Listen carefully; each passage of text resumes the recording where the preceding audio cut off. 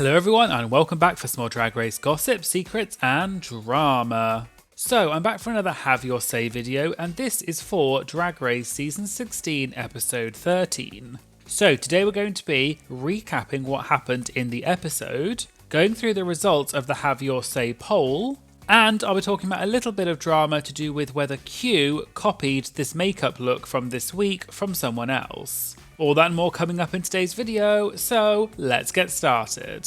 Okay, so let's start by recapping the episode. So the queens come back into the workroom after Dawn's elimination, and they talk about the fact that Sapphira is on a winning streak, and this is because she has her 4th win. And I do think talking about Sapphira being on a winning streak was kind of setting up a narrative for something that we'll talk about later in the episode. And they also talk a little bit about the fact that Plain Jane is also doing very well, but last episode she did have a little bit of an emotional moment, and Q said that this was a bit of a crack in the armour of Plain Jane. So the queens come back into the workroom the next day and they play a game of RuPaul's Drag Race Monopoly, which I thought was an amazing, shameless plug for one of Drag Race's products. But I will say I do love Drag Race and I do love Monopoly, so this looks like a great game. So RuPaul then comes in and we find out that the challenge for this week is the Makeover Challenge. And what the queens have to do is they have to give drag makeovers to the amazing pit crew dancers from the RuPaul's Drag Race Vegas live show.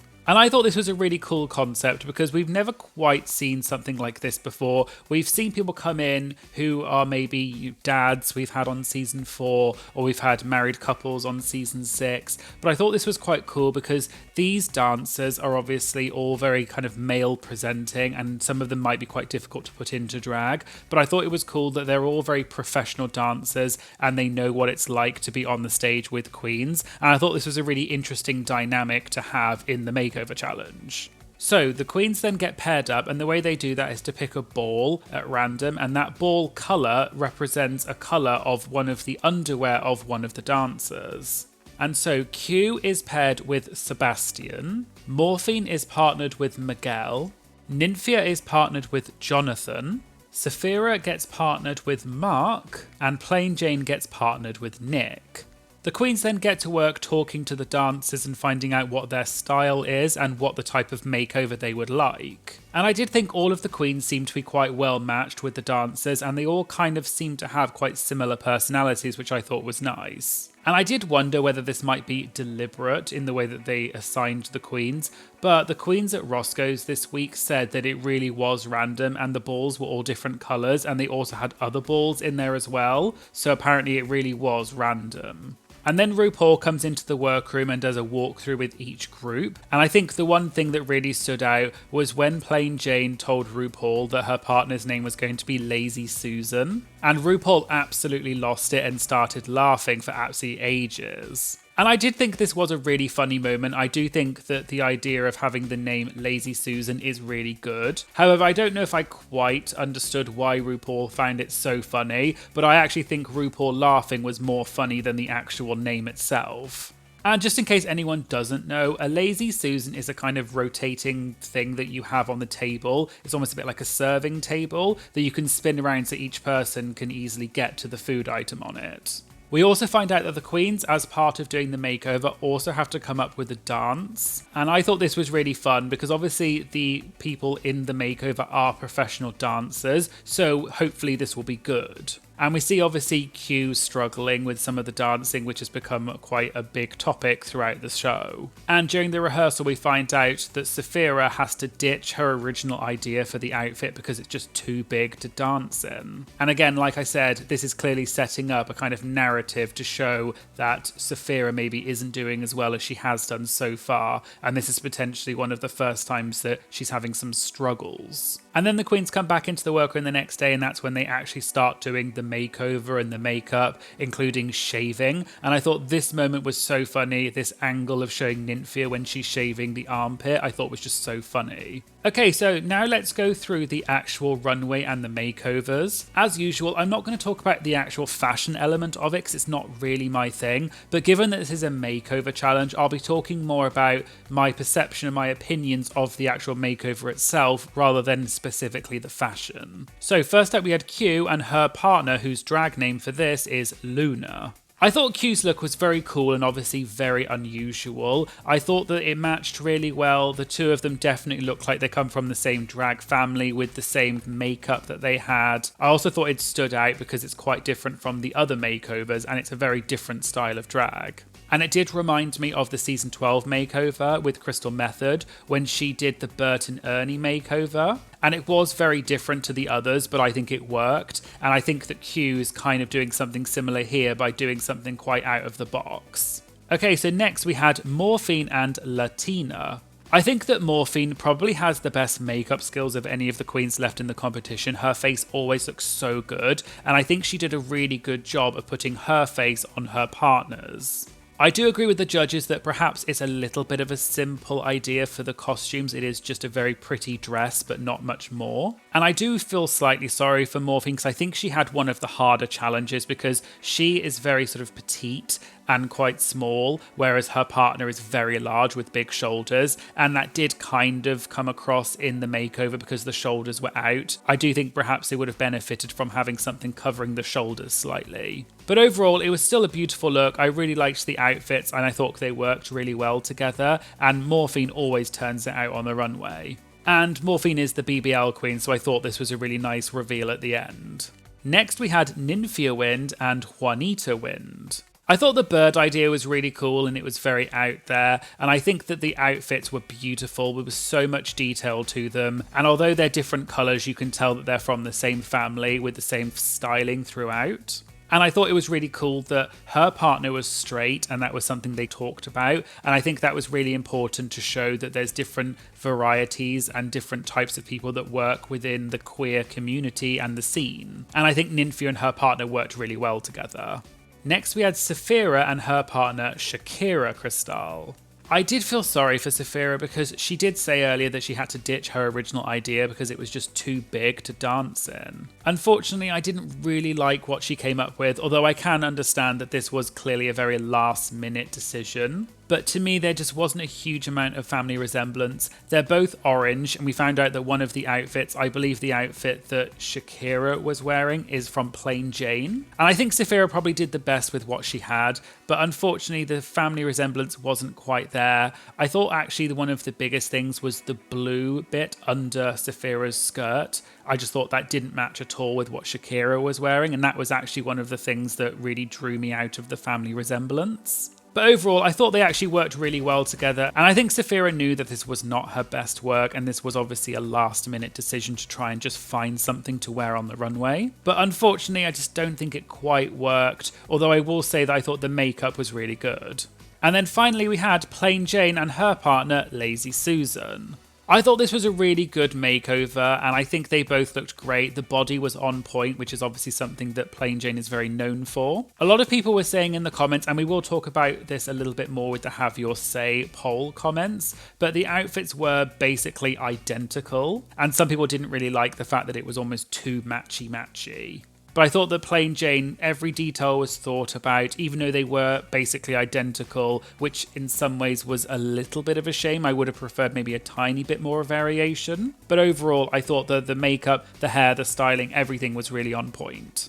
And I saw multiple people comment the same thing online that I thought, that Lazi Susan looked so much like Gothy Kendall from Drag Race UK, but with just maybe a stronger jawline. And once someone else said it online, I just couldn't unsee it. Before the judges' critiques happened, they also did the little dance in their pairs that they had prepared earlier. It did seem a little bit unnecessary to do these dances, but I thought it was just a fun element, and I quite like it when they make the queens dance and do some kind of lip sync. I think what I would have preferred is if they had chosen the top two and maybe the partners had to do some kind of lip sync off together, because they are trained dancers and I think they actually would have done a really good job. But overall, it was obviously just a fun thing, and I thought all the queens did pretty decently. So moving on to the actual judges' critiques, and as expected, Sapphira and Morphine were the only two that got sort of negative critiques, so they ended up being the bottom two. And then the other three queens, so Q, Nymphia and Plain, got good critiques, and Plain ultimately took the win. So Morphine and Sapphira then lip-synced to Miss Me More by Kelsey Ballerini, who was the guest judge this week. And Sapphira was announced as the winner of the lip sync, so Morphine was unfortunately told to sashay away. Okay, so now let's move on to the result of the Have Your Say poll, where you get to vote on whether you agree with the outcome of the episode. So I did switch the questions around for this week. So question 1 was, do you agree with the tops this week? And we had 73% for yes and 27% for no. And I think this was quite obvious because I do think that the tops were kind of obvious this week and the bottoms were also kind of obvious, which does match up because question 2 was, do you agree with the bottoms this week? And again, we had a similar result of 75.7% for yes and 24.3% for no. And I do think this week it was quite clear cut who were the tops and who were the bottoms. Question 3 was, in your opinion, who should have won this week?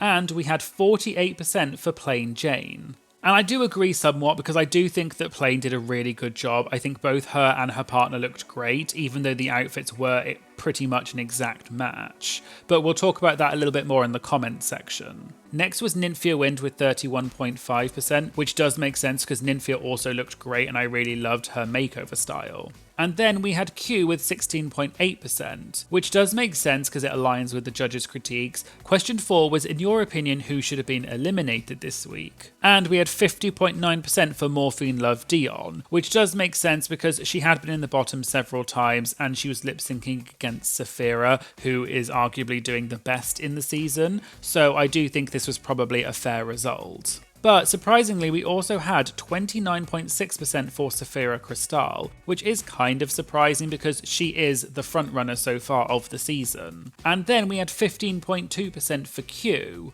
Question 5 was, in your opinion, who had the best connection with their makeover partner excluding the outfit? And we had 58.2% for Plain Jane. And I can see this because I think that Plain and her partner Nick, or Lazi Susan, I do think they had a really good connection, and I do think that Nick seemed like a really cool guy and he was really up for it, which I really liked. However, I do think that I quite liked the storyline of Nymphia and her partner, and they got 17.7% in this vote, and personally I felt like their storyline was a little bit more interesting because Nymphia was very gagged that her partner was straight, but I thought this was a really nice element and it was obviously something to talk about diversity and the different types of people that work within the drag community. And then question 6 was, in your opinion, who had the best outfit this week? And we had 49.8% for Nymphia Wind. And this did slightly surprise me only because Nymphia didn't win this week, but I think this would kind of imply, and I think this is what a lot of people were saying, that Nymphia should have won this week. And I do think I agree that she probably did have the most interesting outfit. I did really like Plain's outfit, but they were very matching and they were a little bit simple. So I think Nymphia's was a really good balance between being interesting with a concept, but also being really detailed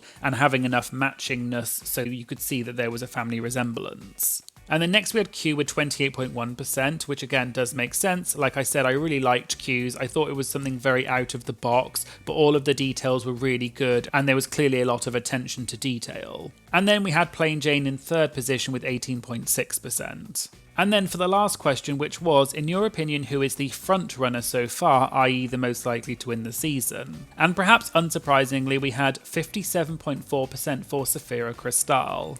And I do agree, I think Sapphira is definitely going to be the winner in most likelihood, in my opinion, and I think I'm Team Sapphira. I think she's done really well, apart from this week, is probably the only week that she's stumbled. Next we had Plain Jane with 27%, which does make sense, because I think she's probably the person with the second best track record.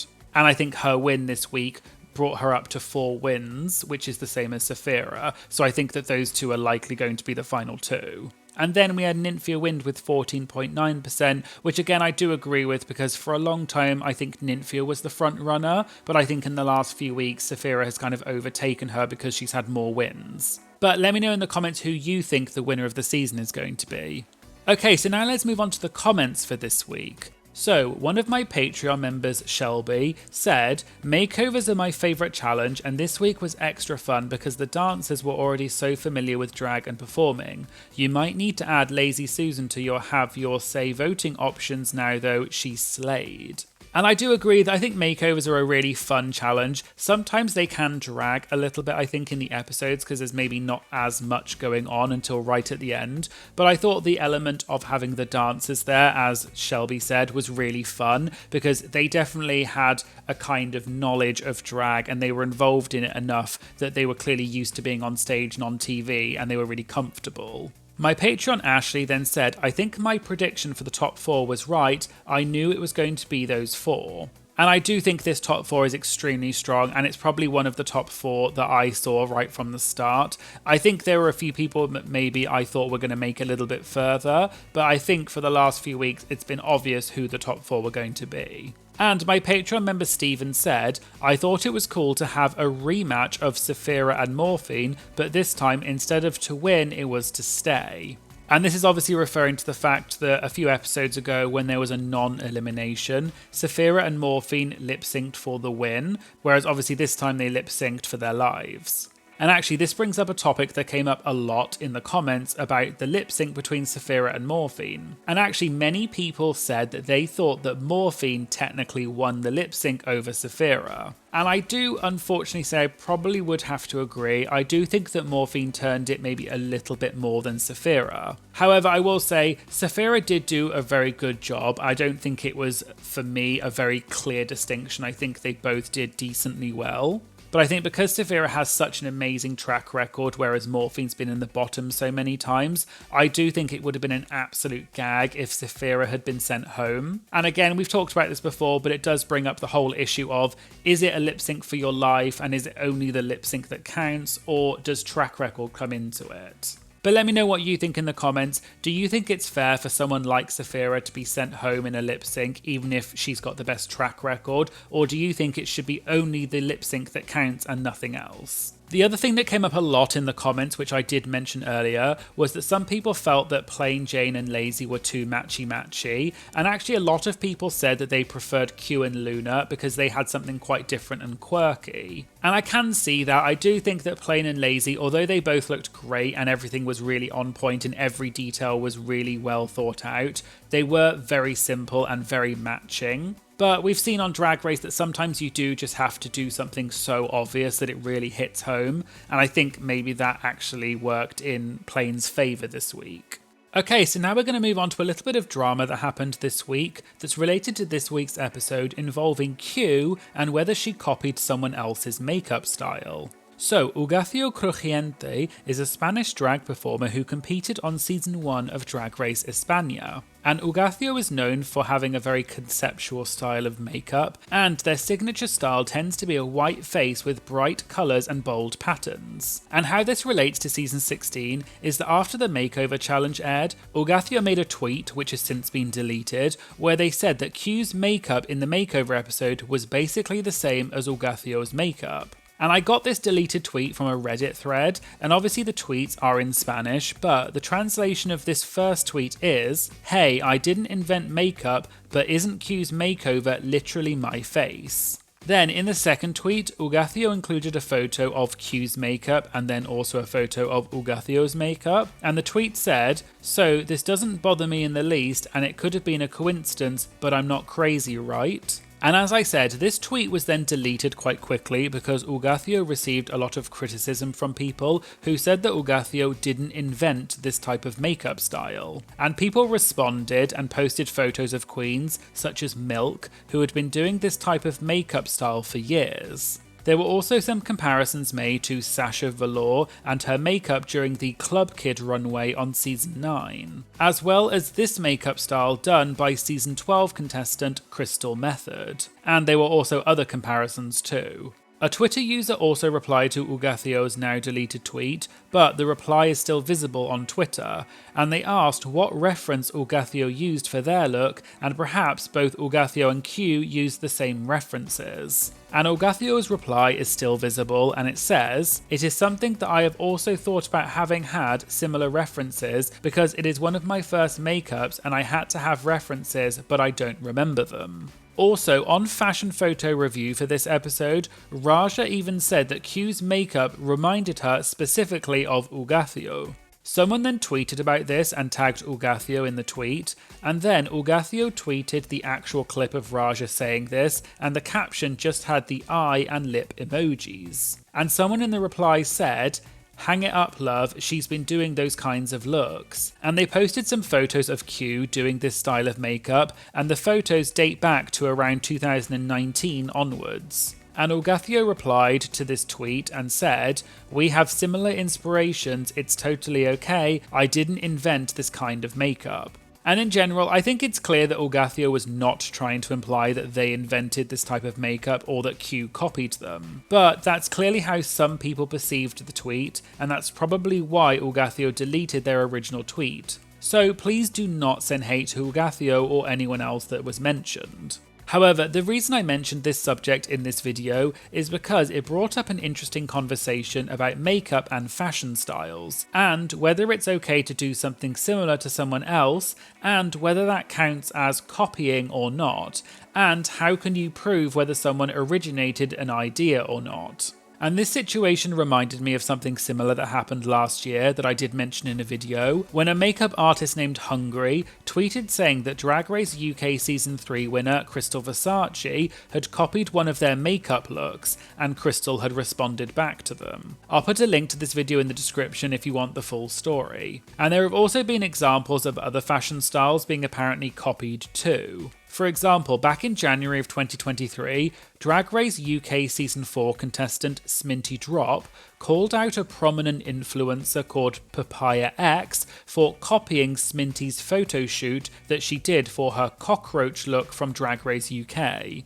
After Sminty called out the influencer and her team for copying and not crediting, Sminty said that they had eventually tagged Sminty in one of the reels on Instagram after numerous comments about it, but it was a long time after the original post had been done. And Sminty even said that she received a message from them saying, "Can I get a follow back when you're relaxed?" And there have been many other examples of this type of thing happening within the world of drag and also Drag Race. But it's often quite difficult to prove whether someone copied someone else, or did they just use the same references, or is it just a common style that has been done many times before? Let me know what your thoughts about this are in the comments. So there you go, there was my Have Your Say for Drag Race Season 16 Episode 13. Let me know if you agree with the outcome of this week in terms of the tops, bottoms and elimination. And who do you think are going to be top 2 this season, and who do you think is going to be the ultimate winner? Let me know in the comments.